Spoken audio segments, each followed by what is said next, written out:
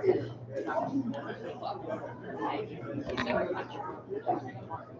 you do some work? No, nobody.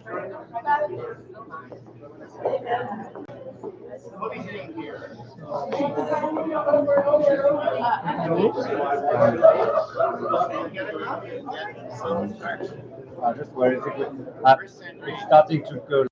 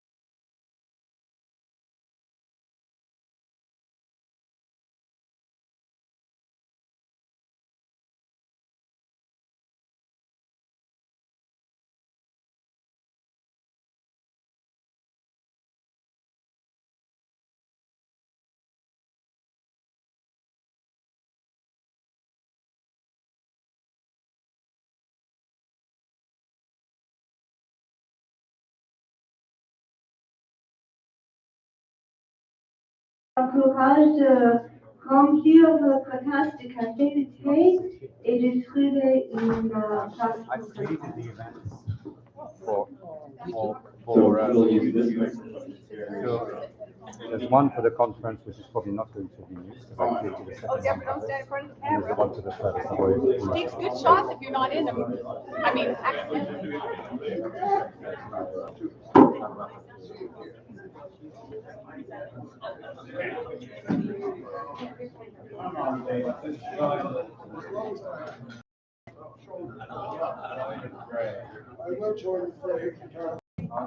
Am I working yet?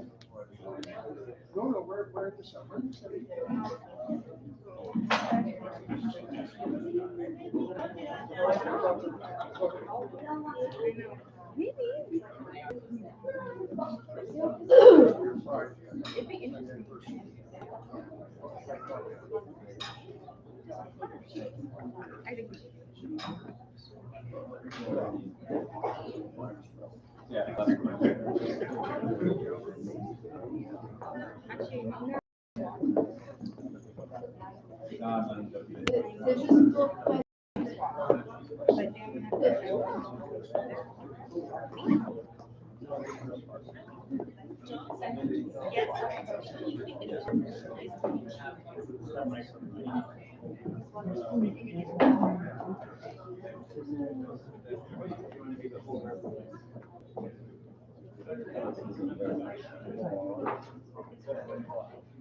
And the problem is,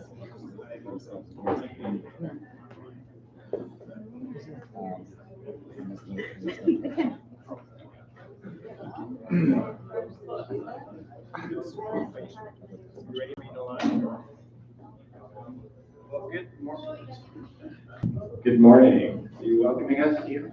Yes, and Bishop Mary's coming also.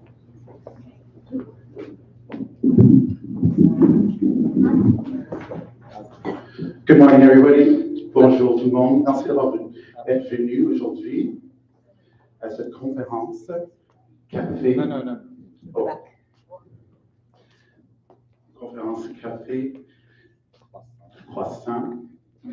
Welcome to coffee, croissants, and conference. I put those things in the wrong order. And thank you so much. Merci encore. J'invite notre évêque pour nous accueillir. Bonjour, bon matin tout le monde. Good morning and welcome to this important day in our Black heritage learning and sharing. Let's begin with, my name is Bishop Mary Irwin Gibson. Je m'appelle Mary, je suis l'évêque ici à Montréal depuis 7 ans déjà passé. Alors, let's pray. Prions le Seigneur.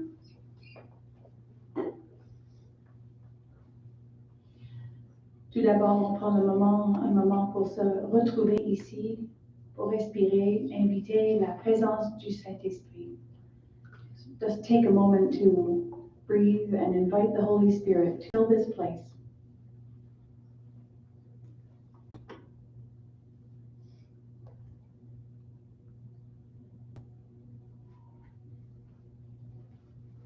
Prenons le temps d'adorer la présence du Saint-Esprit. And so we adore the presence of the Holy Spirit. Give ourselves to the purposes God has for this day.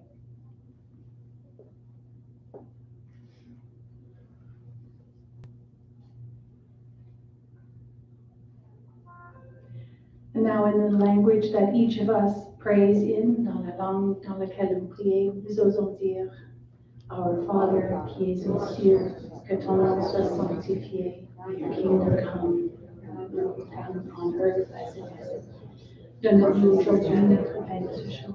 Pardonne-nous nos offenses, comme nous pardonnons aussi à ceux qui nous sont offensés. Ne nous laisse pas entrer en tentation, et délivre-nous du mal. Car c'est à toi qu'appartient le règne, la puissance et la gloire pour les siècles des siècles. Amen. Thank you for coming and enjoy your morning, and we'll see you later. Thank you very much, Bishop Mary, and thank you all for being here for this conversation, which we are framing as #BHM365.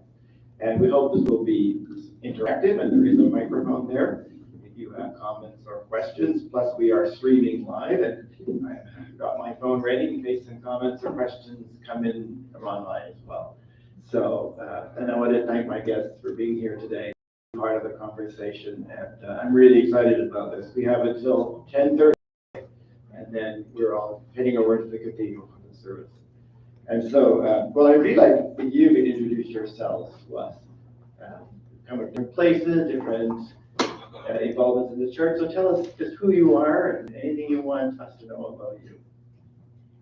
Good morning, church. I am Joan Lee, the president of the West Island Black Community Association. So we're going to have my perspective as a community leader and a youth activist. Bonjour tout le monde. Déjà, je suis très contente d'être ici. Mon nom, c'est Sandrine Mutoni. Je suis pratiquante de cette église, donc Christ Church Girl.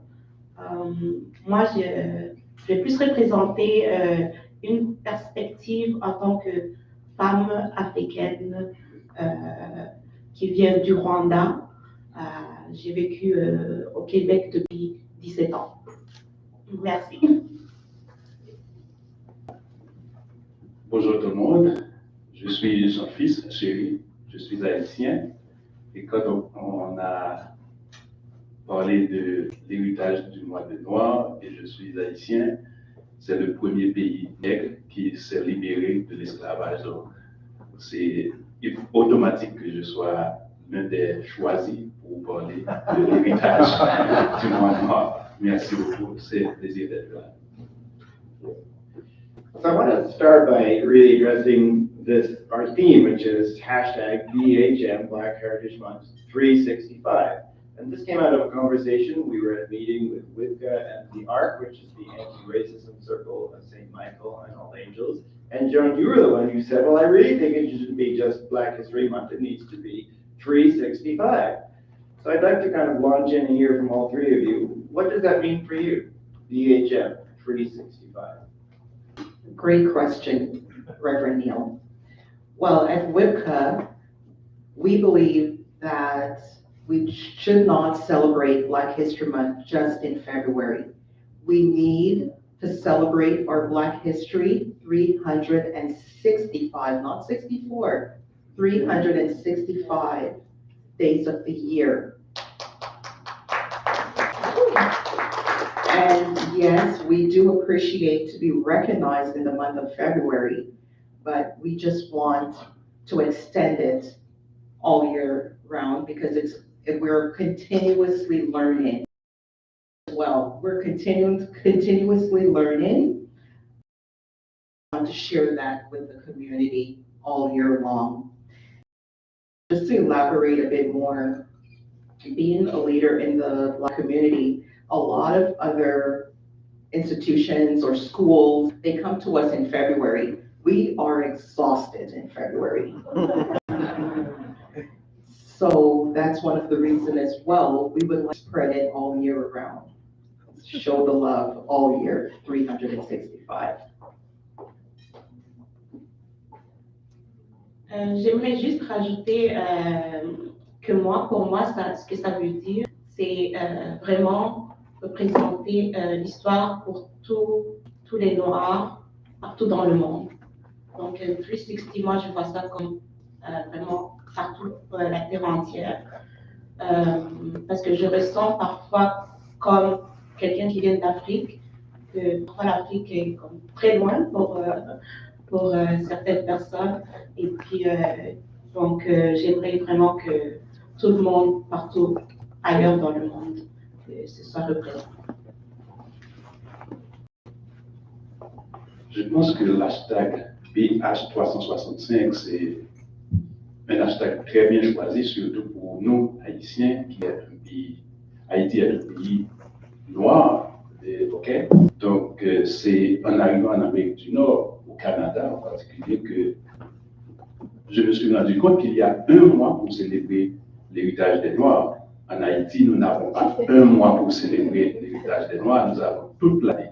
Donc, c'est très bien choisi quand on dit BHM 365. Donc, ça veut dire pour moi également ce que cela veut dire. Donc, on a toute l'année, ce n'est pas un mois. Et je trouve aussi, quand on ajoute que dans la description de l'hashtag, que l'histoire des Noirs n'est pas différente de l'histoire des Anglicans, n'est pas différente de l'histoire canadienne. Si vous suivez bien les dernières nouvelles, vous allez vous rendre compte que dans l'État de la Floride, aux États-Unis, au cours de la semaine, il y avait un groupe de Noirs et des leaders noirs qui ont marché, qui ont protesté pour faire comprendre au gouvernement de la place qu'on ne doit pas cacher les Noirs. Donc, c'est important aujourd'hui que de Montréal a choisi de dire que l'histoire des Noirs n'est pas différente des Africains, n'est pas différente de l'histoire du Canada. C'est très bien choisi quand on comprend que dans d'autres espaces de la Terre, il y a encore des gens qui luttent pour que leurs histoires ne soient pas cachées.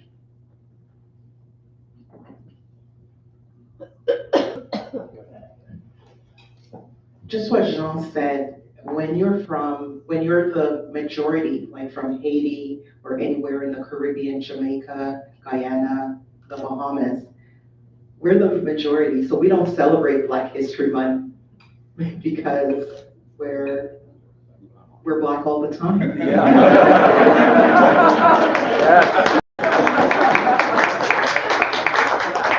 But I'd like to pay homage to Dr. Augustine.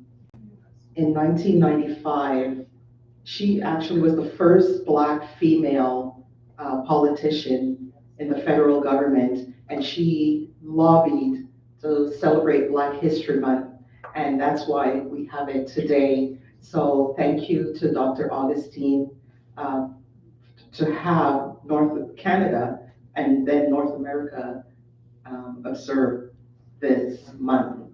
So she did amazing work, and she's still around, and she is an amazing role model for all Canadians and for Black women.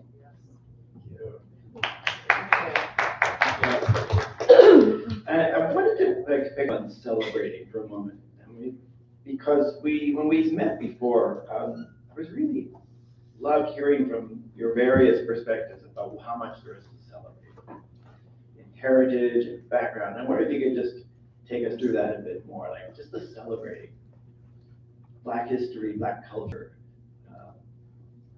Black achievements. Well, in the community, and especially for the West Island Black Community Association, and I'll just, the acronym will be WIBCA, because it's a lot to say. And we have activities in the month of February that celebrate our Black excellence. So we have actually coming up on February 25th, we're celebrating our youth. First, we educate our youth. They need to know their history, to know where they're coming from, to know where they're going. So we have an interactive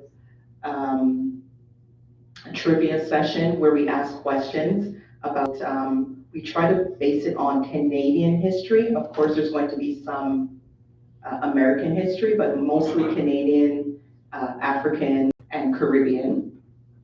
And it's fun, and there's prizes to be won, such as books. We try to keep it educational. We also have an incentive that they could win $300, but they don't get to keep the money. They have to pay it forward to any charity that they choose. So we're trying to instill in them the value of giving back. We also have in the evening another program which we celebrate our the Black excellence in the Black community by showcasing them. So we showcase different professionals from different walks of life. For instance, this year we have that she started a business or planning a party planner. So, and we also have, he has his own engineering firm right here in Montreal. And we have people from different walks of life to show you that you could be anything that you want to be. And we do have role models in the community that you could look to emulate. You could ask questions. And that's how we try to celebrate our Black heroes and sheroes in our community. Oui, en fait, pour moi, c'est surtout essayer de mettre devant l'importance aussi de l'histoire de l'Afrique dans un contexte où souvent l'Afrique est vue comme un pays, mais c'est pas un pays, c'est un continent qui contient 53 pays.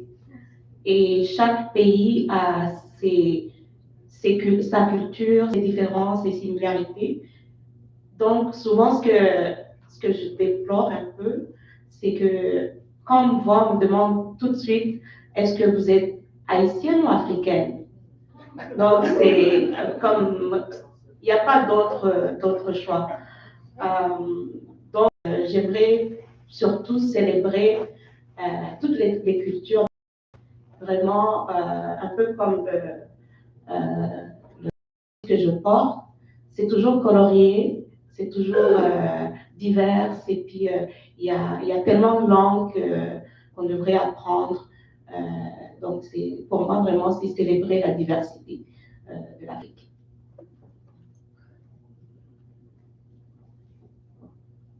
Quand on vient avec le verbe célébrer pour parler de l'histoire des Noirs, il faut se rappeler que pendant bon nombre de temps dans l'histoire, on parlait des Noirs surtout quand il y avait une sorte de violence domestique. On pensait toujours que quand on parle de violence domestique, c'est parce que les parents sont des Noirs, ou du moins quand ils devaient être en prison. Mais maintenant, quand on vient avec le verbe célébrer, on donne un autre aspect à l'histoire des Noirs. Donc, on n'est pas là seulement pour parler des mauvaises choses qui peuvent se passer avec n'importe qui. On est là pour célébrer. Et Haïti, c'est un pays qui fait face à beaucoup de difficultés. Certaines sont conjoncturelles, certaines sont structurelles. Et le mois dernier, soit au mois de janvier, dans l'une des plus grandes universités américaines, soit Harvard University, la première fois qu'une femme noire est élue présidente, elle est de famille, elle est issue de parents haïtiens. Donc c'était très bien. Et pas plus loin que ce mois de février, et dans la Cour de justice de Montréal, il y a un jeune noir qui vient d'être nommé juge. Donc ça fait quand même de bonnes images qu'on peut partager avec nos communautés et qu'on peut se baser sur ces excellences pour également éduquer nos enfants, nos communautés, les mettre en valeur. Surtout que moi, je suis père de famille, j'ai trois jeunes enfants à éduquer ici à Montréal. Au moins, je n'ai pas seulement des exemples d'étrangers que je peux mettre devant eux, j'ai aussi des exemples noirs et encore plus des exemples haïtiens qui sont venus ici, qui se sont intégrés dans la société canadienne et qui ont excellé et qui se mettent à un niveau tel qu'on peut les voir comme modèle, pas seulement pour les Noirs, pour n'importe qui veut exceller dans la société canadienne. Thank you.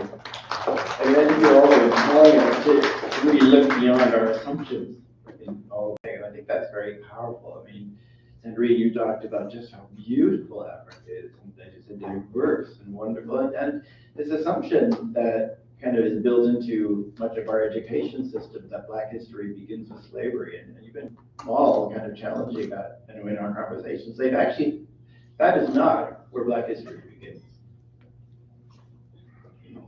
Yes, that is definitely true. Actually, I have a small story to tell. About a month ago, I met this old man. He's more than 90 years old. And the first thing, again, he asked me if I was from Africa or from Haiti. And once I said I was from Africa, he told me that actually he has been to Africa many times in his life. And he asked me, where are you from exactly from Africa? And I said, I'm from Rwanda. It was, oh, you're from Rwanda. Oh, actually, I was there in 1960. And actually, Rwanda got its independence in 1962. So I was very excited to, oh, what did you see? Well, how was it back then? So he was like, oh, it's like the Switzerland of Africa. It's really beautiful. And he ended up telling me, actually, you know what, you should remember especially one year in history, which is 1885. That was when the Berlin Conference happened, when all the European countries like France, England, and Italy, Portugal, Spain, they sat around the table and divided Africa among themselves. Like it was a cake, like you take this piece, I take this piece. No, you're getting it. No. So they fought over. And that just let me think. You were saying like many people think Black history began with slavery, but I feel like also people think African history began with that Berlin Conference, because if the white person is not in the picture, it means that the history doesn't exist. It was just erased. Whatever happened before 1885, it's like nothing. So I hopefully wanna say that there were many things going on before that.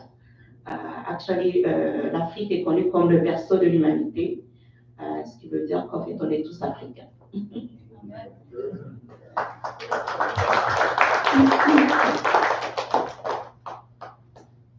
Alors, les pays anciennement esclavisés et les pays anciennement esclavagistes, il faut du courage pour parler de l'histoire. Et quand on parle de l'histoire, on ne veut pas inverser la pyramide, mais on parle de l'histoire pour se libérer. C'est l'objectif, se libérer, parce que nous tous, descendants des familles ou des ancêtres anciennement esclavagistes et anciennement esclaves, nous avons besoin du courage pour nous libérer de et construire un avenir sans tenir compte de la couleur de la peau et de sa race.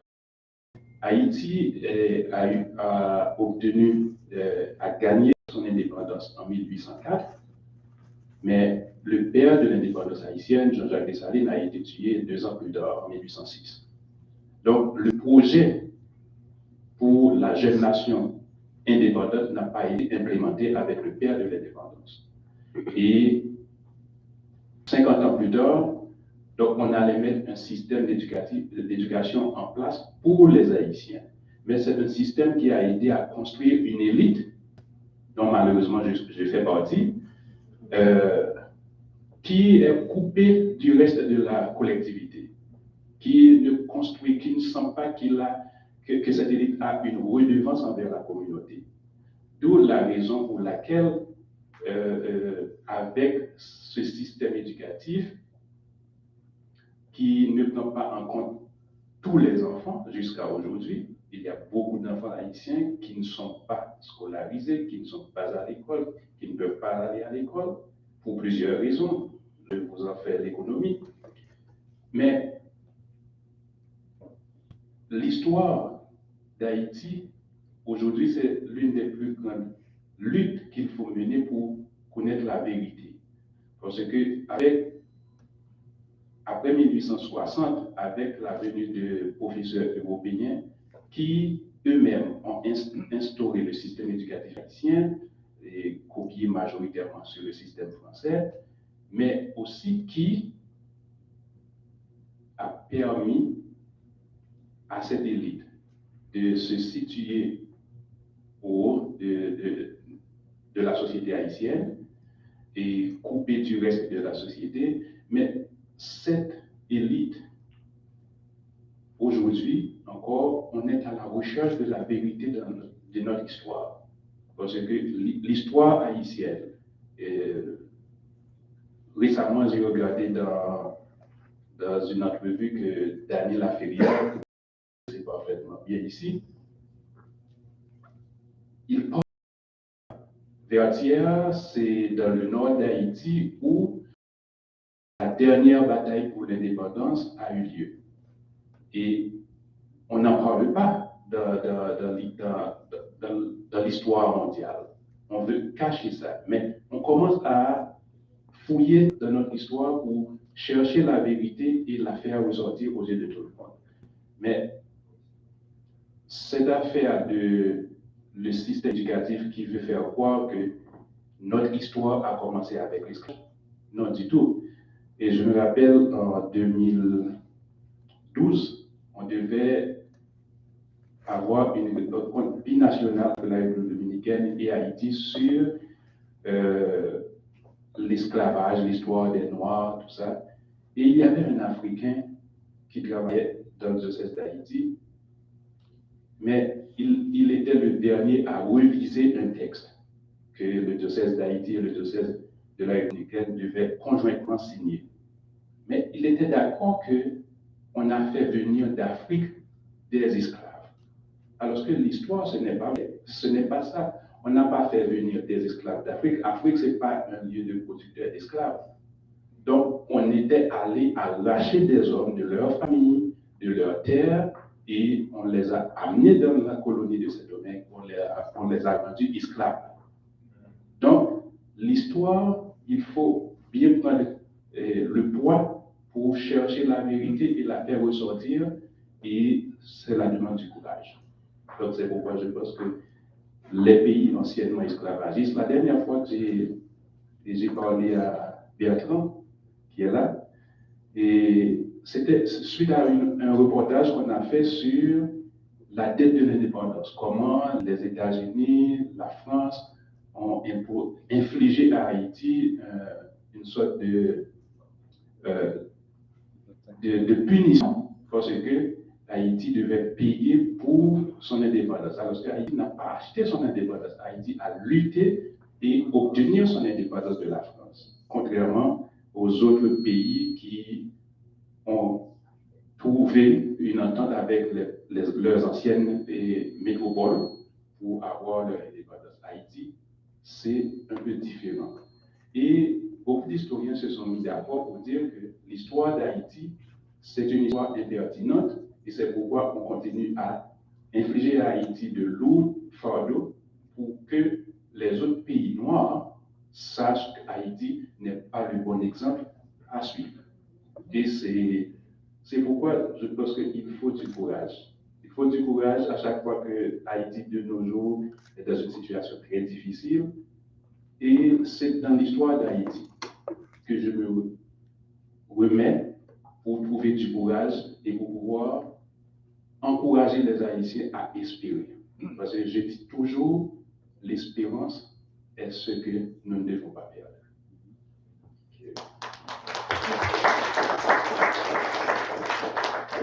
You said something when we were talking before, I thought it was very beautiful. He reminded us, he said, you know, we descend from kings and queens and have a great history, and I found it very moving.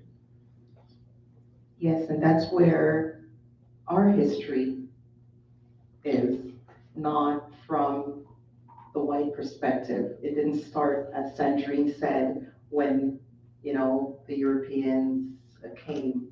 It started way before. We had a very rich dynasty.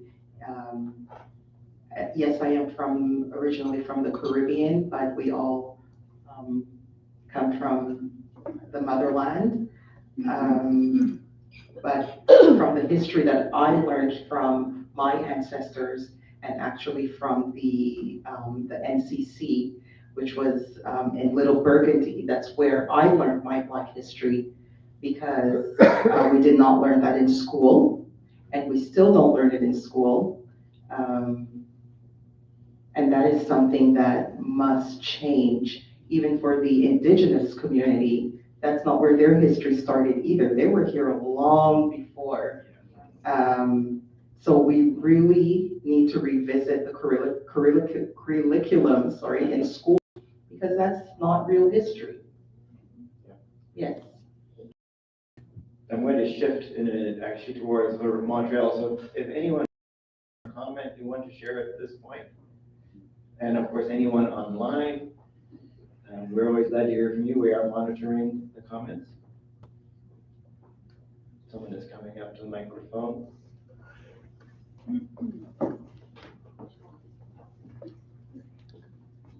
Yes, responding to Sandrine's story about that that man and the cutting up of Africa back in the day. It's funny, I was reading on Twitter this week. It's still happening today in Somalia. White people, let's call them capitalists, are looking at Somalia and they're saying, look at all this land. This land is not being used. The Somalis have all this land that they don't use. We can make this land productive. So this is happening today. People are looking at Somaliland, these Somalis who are herders and use all their land productively, and they're saying, this land is empty. We can go in there and make this land productive. That's happening today. So what has changed?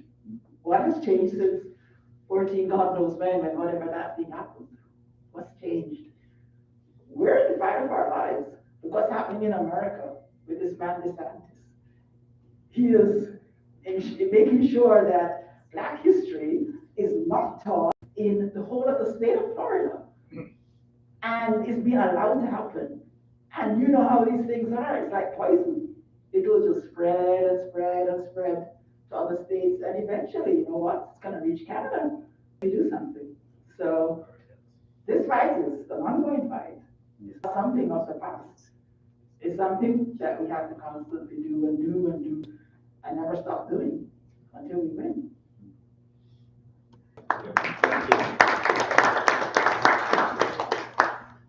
C'est tout à fait vrai. Moi, j'ai un terme que je dirais, c'est du néocolonialisme. Donc, en fait, on dit souvent que les pays d'Afrique ont été décolonisés. Et c'est tout à fait faux. C'est que la colonisation existe sous une autre forme. Je vais donner un exemple. Je regardais récemment un reportage sur l'Afrique du Sud. Et là-bas, il disait que le charbon est beaucoup très demandé maintenant. Et il y a juste quelques années, avec la conférence de Paris, on avait voulu imposer des punitions pour que les gens qui produisent le charbon d'Afrique du Sud, qui est très polluant, qui est très, très mauvais pour la santé des populations qui sont sur place. Et donc, c'était ça, tout le monde s'était mis d'accord. On réduit le charbon d'Afrique du Sud. OK, mais maintenant, il y a eu la guerre d'Ukraine. Et le charbon d'Afrique du Sud, tout d'un coup, est devenu très demandé pour les pays européens. Et là, on a remis comme de côté c'est mauvais, ça pollue la planète. Non, là, l'Europe en a besoin. Donc, oui, c'est très bien d'en produire. Donc, on va aller chercher encore le charbon d'Afrique, peu importe si ça détruit les peuples sur place. Donc, ça, c'est un exemple parmi tant d'autres que je peux donner. Même dans mon pays, le Rwanda, on dit que c'est très connu pour le génocide qui a eu lieu. Et une chose qu'on ne dit pas, en fait, c'est que c'était un peu une lutte entre les puissances occidentales, du fait que le Rwanda était avant très francophone, donc très soutenu par la France, et que on est proche d'un pays très riche, le Congo, qui est très riche en minerais, en pierres précieuses. Et donc, ce qui fait que les États-Unis avaient un peu l'œil aussi sur le Congo. Donc, pour passer par le Rwanda, ils ont soutenu une partie, et puis la France a soutenu une autre, ce qui fait qu'il y a eu une des communautés qui s'est fait comme massacrée par une autre. Et puis, cette histoire aussi date c'est comme un héritage de la colonisation, du fait que quand les Européens sont arrivés, ils ont voulu que l'histoire ou la géographie, la culture sur place soit vue à travers les Européens.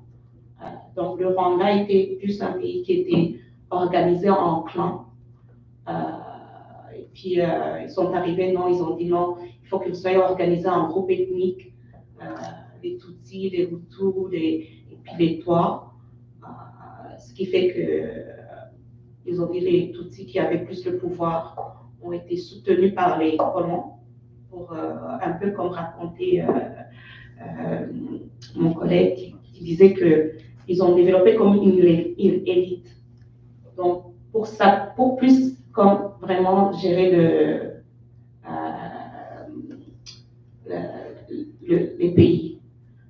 Ce qui fait qu'ils ont soutenu les Tutsis qui étaient plus minoritaires, mais à un point, ils ont soutenu les Hutus qui étaient plus comme majoritaires dans le sens ils étaient à 80% de la population, ce qui fait quand ils ont soutenu plus les Hutus, ils se sont dit, OK, nous-mêmes, on va éliminer la minorité.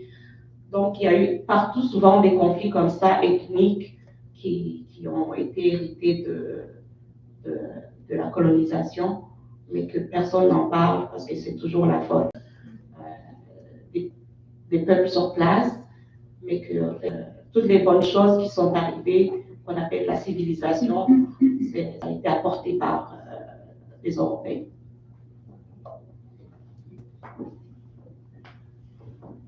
C'est super bien que, comme ma collègue a dit, c'est l'élite qui est créée par les pays anciennement esclavagistes dans les pays anciennement esclaves. Cette élite est toujours à la recherche de la connaissance de la métropole. Je ne sais pas si vous êtes bien informé de la situation en Haïti actuellement, où depuis tantôt 2 à 3 ans, il y a une situation qui pousse les Haïtiens à vouloir quitter Haïti, à se réfugier partout en République dominicaine. Ils se sont fait refouler en Haïti et en Floride. Ils se rendent dans des voyages de fortune, dans des embarcations dangereuses pour leur vie. Et c'est une construction. Et c'est pourquoi je dis toujours en moi-même, et je le dis à tout le monde, si on veut parler de l'histoire des Noirs, il faut avoir du courage. Il faut avoir du courage pour entendre vraiment la vérité qui vient des Noirs. Parce que pendant beaucoup de temps, on a construit une vérité et on veut encore imposer cette vérité et que nous n'acceptons pas cette vérité. Nous l'appelons une demi-vérité, si on veut être vraiment généreux. Et aujourd'hui, l'élite politique dans les pays anciennement esclavisés, je dirais mieux, l'élite politique est encore à la recherche de la connaissance des pays anciennement métropoles, je dirais. En Haïti, aujourd'hui, il y a un ensemble d'ambassades reconnues comme les grandes ambassades. Peu importe quelqu'un qui est élu, qui est mal élu au niveau politique, il suffit d'avoir la reconnaissance et l'appui de ces ambassades et on est à sa place. Même si on est rejeté par la population, on est rejeté par tout le monde, même si on ne fait rien au profit de la population, mais tant qu'on a le support de ces ambassades, on est en place, même si on est illégal ou quelle que soit la façon dont on est arrivé au pouvoir, donc on est là. Donc c'est exactement ce qui se passe en Haïti actuellement. Et le président haïtien a été tué, il a assassiné il y a environ 1 an et demi, et presque près de 2 ans là.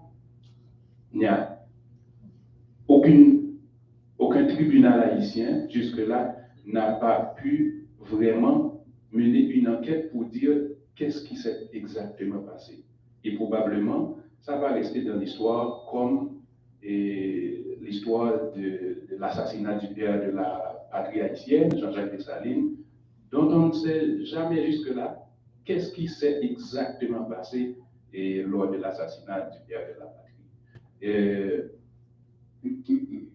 La justice, tant qu'on n'est pas reconnu par ces ambassades, tant qu'on n'est pas supporté par ces ambassades, on ne fait rien. Et si ces ambassades ne veulent pas que la lumière soit faite autour d'un dossier, eh bien, on laisse pourrir le dossier dans le tiroir. Et c'est de même pour la politique.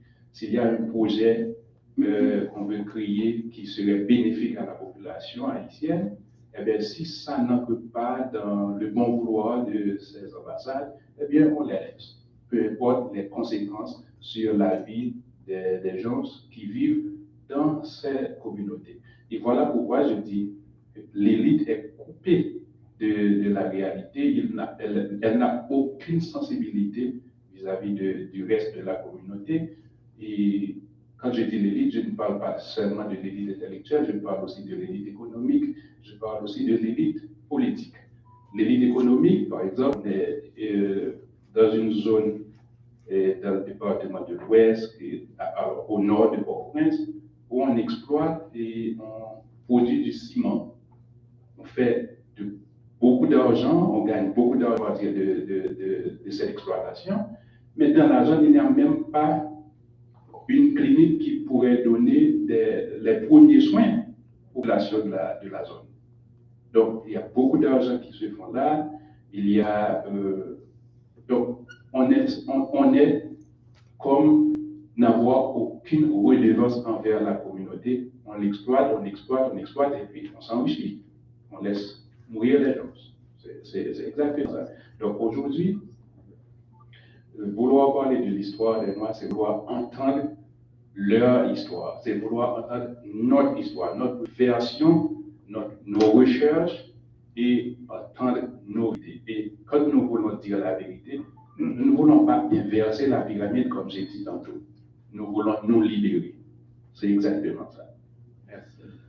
Just to pop in there, we have to be very interested in how we are still perpetuating classism and encouraging and supporting that system that causes there to be a difference with the elite, whatever that elite is, and the actual population that's quote unquote suffering. Can we prevent or look at taking here in order to model a that doesn't have these divisions? That's a question that keeps coming to mind. Oh, thanks, Century. Wow. Wow.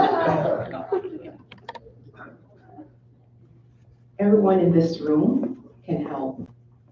One, I would like to say that I want to comment on the lady's statement.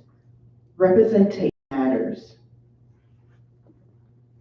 And also voting matters. We had this discussion with our youth group. They were saying, this is our first time voting, why should we vote? Nothing ever changes. Yes, it will change if you vote. And as I said, representation matters, and if there's someone like you who believes in what you believe in, and you vote for that person, it will make a change. And that's one way of making a change. And when I say everyone in this room can bring about change, we all have biases that we grew up in, and we all think, oh, even myself, I will say, I'm not racist as a Black person, but if I sit back and think about it, I have biases that my grandmother taught me. And it is hard. It is hard to come out of those habits. That's what we were taught. Even in the Caribbean, there's colorism. Because if you go to the bank in most Caribbean countries, you'll see the lighter skinned Black people working in the banks. And while the darker skin will be working in the yard. So even amongst ourselves, we have biases that we must learn and must change.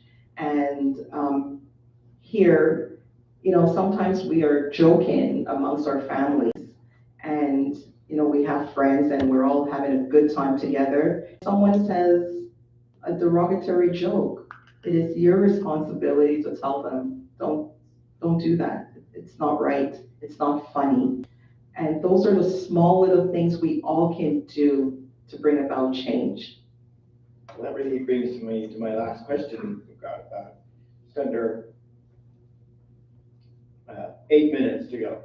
But about allyship and what we can do. And just to shift at the end towards really here and now in Montreal in our context.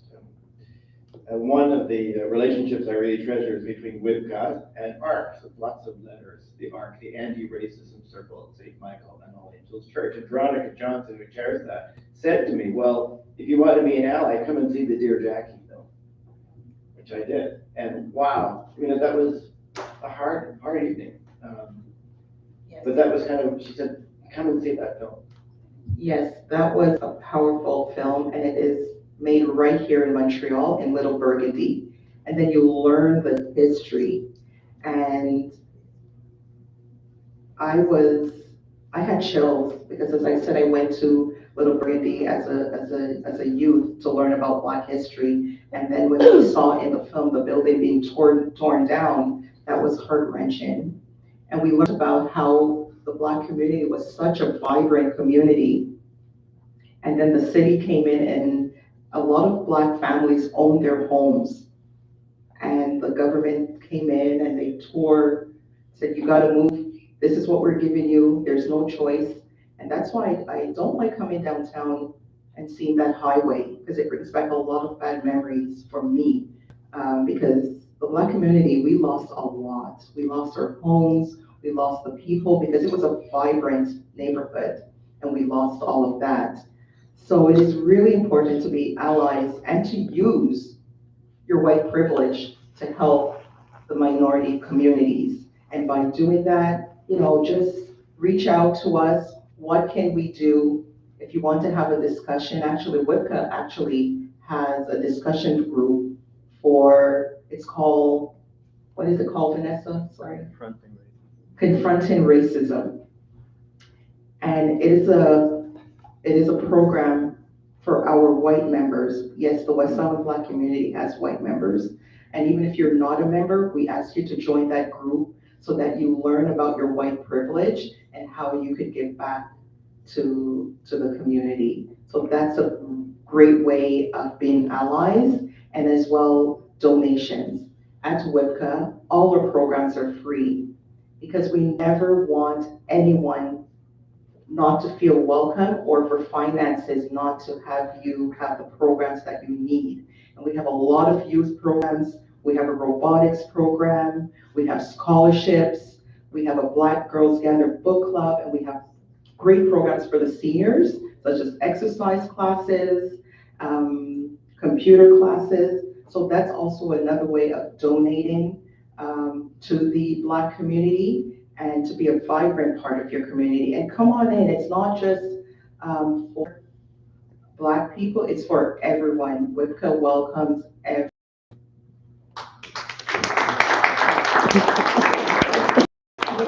Je soutiens tout à fait ce qu'elle vient de dire. En fait, moi, ça fait comme une année que j'habite à Trois-Rivières. Et souvent, plusieurs fois, ça m'arrivait que il y avait des commentaires qui me gênaient, mais que je ne trouvais pas le moyen de... Je commence par dire que c'est pas correct de dire ça, que la personne se sente comme si je l'accusais d'être raciste. Puis souvent, quand les gens sont accusés d'être racistes, tout de suite, ils se fichent, ils deviennent sur la défensive. Donc, une façon de essayer de faire des changements, c'est de trouver des moyens d'aborder ces sujets sans que nécessairement les personnes se sentent comme « Ok, là, je dis que tu es raciste ». Non, c'est pas ça que je dis. Comme disait tout à fait mon collègue, on ne veut pas renverser la pyramide, mais c'est vraiment juste pour faire un changement. I just want to add another element. Please support Black and Indigenous businesses. That really helps. So please support them, buy their products, go into their stores, and that's another way to be an ally. Comme ma collègue a parlé de colorisme dans les pays noirs également, et en Haïti, c'est une réalité aussi. Et tant qu'on a la peau plus claire, on vous fait crédit. Donc, si vous avez un bon projet et vous cherchez du crédit dans des banques pour implémenter votre projet, eh bien, tant que votre peau est plus claire et vous avez le crédit le plus rapide possible, et tant que votre peau est plus foncée, eh bien, de moins on vous fait crédit, de moins vous êtes susceptible de payer en retour votre crédit. Et cela arrive que des jeunes universitaires terminent leurs études avec de bons projets, ils cherchent du crédit pour implémenter leur projet. Et ce projet, ou bien ces projets, parfois, ils sont pris par les banquiers et sont donnés à d'autres personnes de couleur clair et ces projets trouvent le financement que recherchaient les Noirs. Vous voyez, donc quand on parle du racisme, on ne parle pas seulement de Blancs vis-à-vis des Noirs, mais également à l'intérieur de ces pays noirs, il y a une sorte de colorisme de Noirs. Et très souvent, malheureusement, l'élite économique dans ces pays n'est pas vraiment une élite économique qui vient du bas, qui construit et qui serait un modèle vraiment pour la communauté. Très souvent, ce sont des gens qui viennent d'ailleurs, qui sont privilégiés à tous les niveaux. Malheureusement, c'est ça. Très souvent, c'est ça. Et comme je le dis, un pays comme Haïti, qui est le premier pays nègre à se libérer de l'esclavage. Donc, c'est dur d'entendre ça, mais c'est une réalité. Il faut avoir le courage de le dire. Thank you. Wow. We are just about out of time, but someone wishes to make a comment. For those of us who weren't able to get mics to the movie for the film, how can we get a copy of Jackie for showing our own congregations? Okay, you could get in touch with WebCut, and we will put you in touch with the company that distributes it. I think it's a really powerful film, and if you all get a chance, please go and see it. So I will give you my card, and you get in touch with me, and we'll get you in touch with the distributor. Absolutely. And another way you could help the West Island Black Community Association, please go on our website at www.wibca.org. Please see the programs that we offer. Make a donation. It's always welcome to help us with our free programming. And if you have any questions, someone definitely give us a phone call, and we will get back to you as soon as we can with an answer and how we can help you.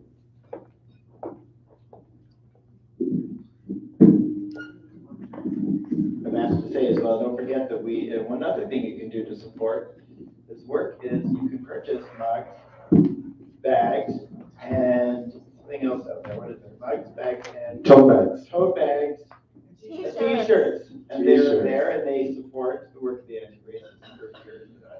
Yes, just to finalize and bring this to it, thank you so much, panelists, Neil.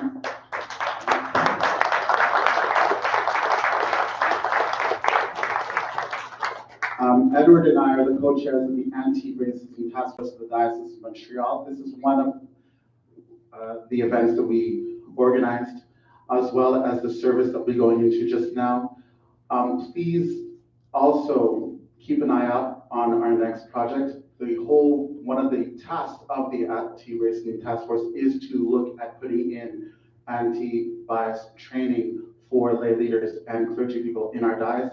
And all these little events that we do and put together for people to come to is to open up your minds and encourage discussion and into the right frame of mind in order to continue and actually build a just and complete society where everyone is supported.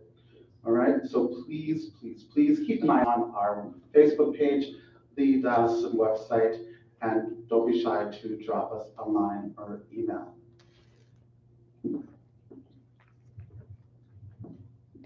I want to add my thanks to Jean-Louis Sandrine Moutoni and Jean-Philippe Chéry, and also to Neil, our wonderful moderator, for all the work that everyone's put in. I am here to be less inspiring than anyone else today. My name is Deborah. I'm one of the priests of the cathedral, and I'm here to give a little bit. And a member of the Anti-Racism Task Force. And a member of the Anti-Racism Task Force. And I'm here to give a couple logistical directions. We've got a service in half an hour, a big celebration down in the cathedral. Hope you all will stick around for it.